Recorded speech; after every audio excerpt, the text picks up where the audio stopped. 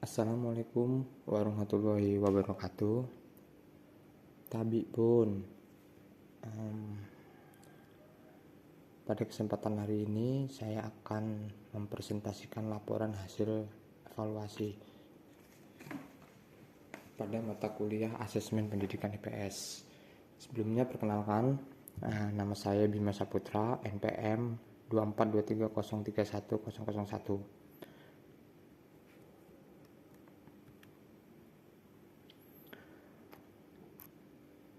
Pendahuluan, pembelajaran IPS di jenjang SMP bertujuan mengembangkan pemahaman siswa terhadap aspek sosial, sejarah, ekonomi, dan geografi.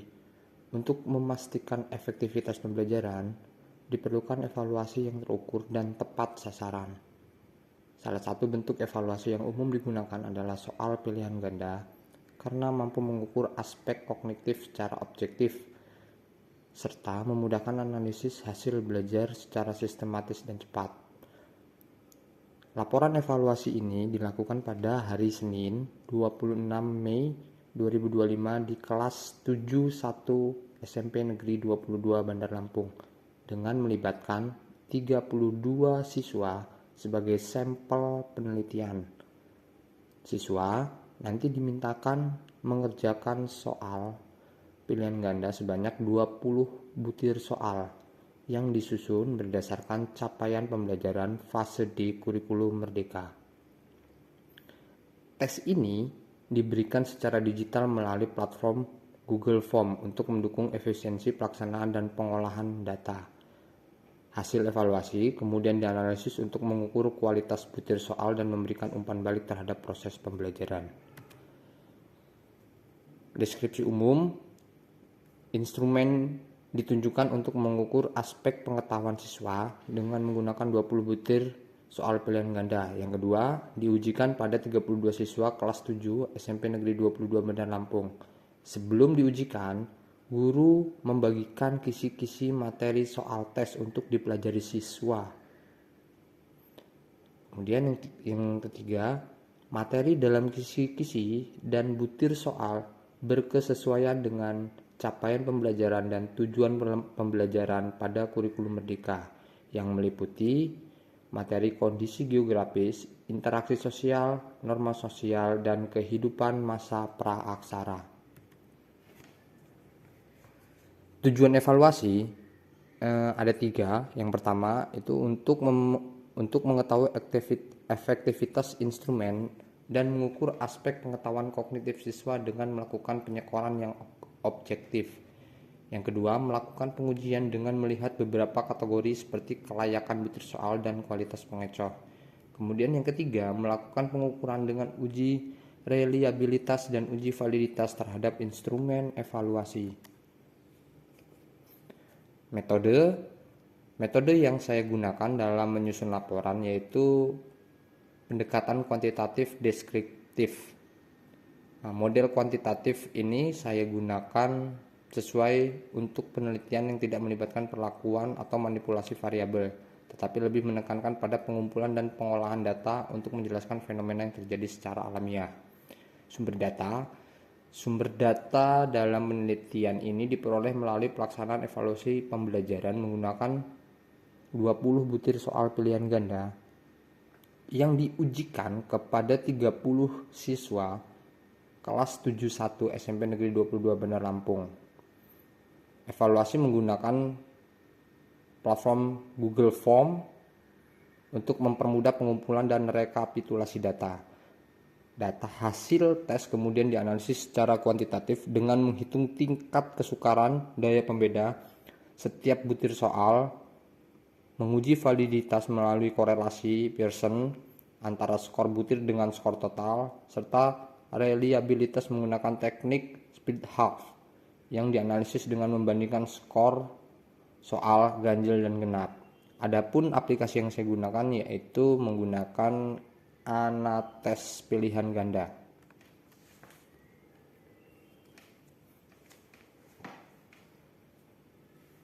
Hasil analisis terhadap 20 butir soal pilihan ganda menunjukkan variasi kualitas dalam hal daya beda dan tingkat kesukaran.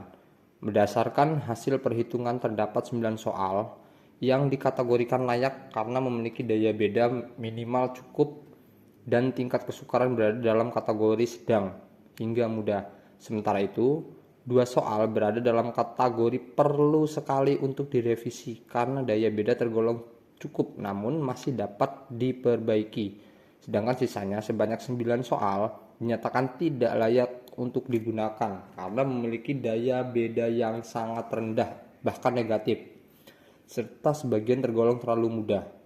Tingkat kesukaran soal mayoritas berada pada kategori mudah dengan hanya beberapa soal yang memiliki kesukaran ideal di rentang 30-70%. Temuan ini mengindikasikan bahwa sebagian besar soal belum mampu secara optimal membedakan kemampuan siswa berkemampuan tinggi dan rendah, serta perlu perbaikan terutama dari segi redaksi dan kejelasan pengecoh soal.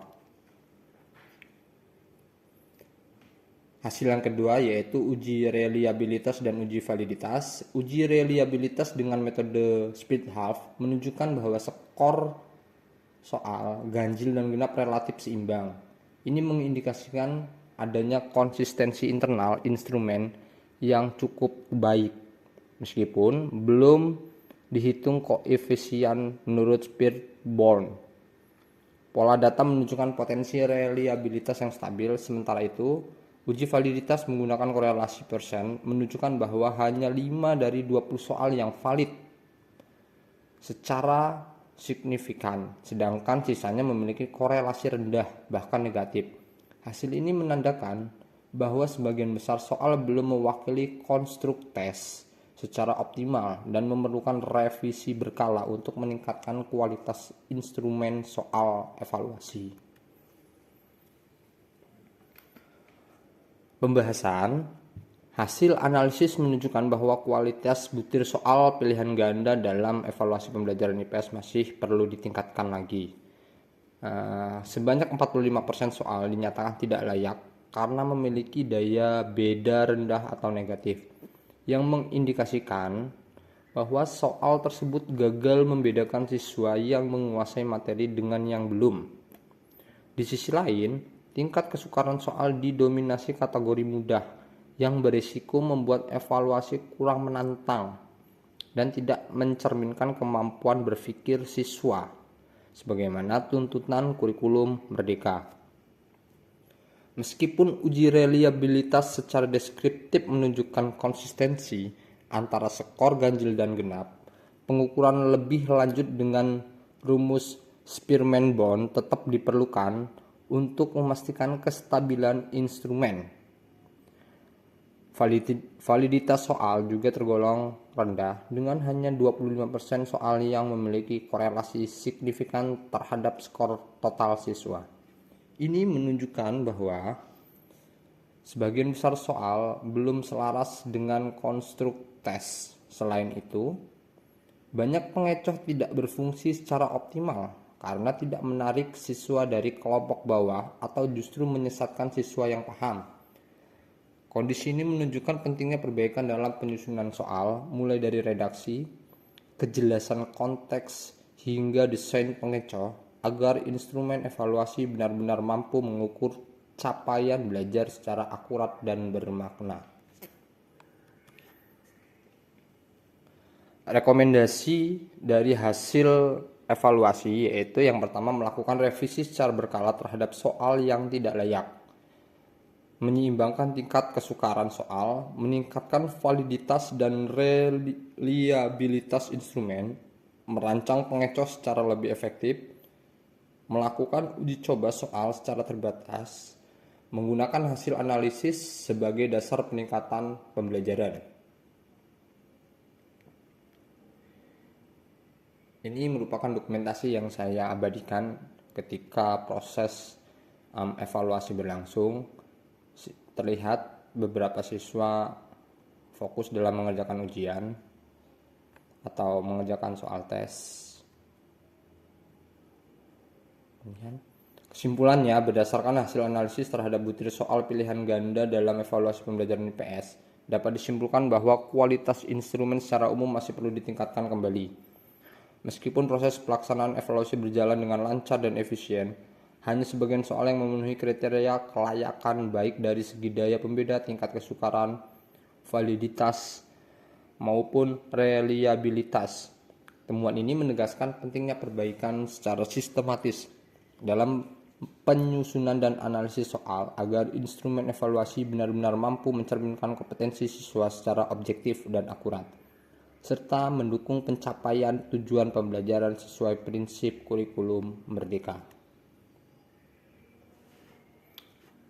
Untuk lampiran itu bisa kunjungi link di bawah ini, nanti akan pergi ke Google Form. Di situ ada laporan penelitian saya secara lengkap berikut dengan data-data mentahnya.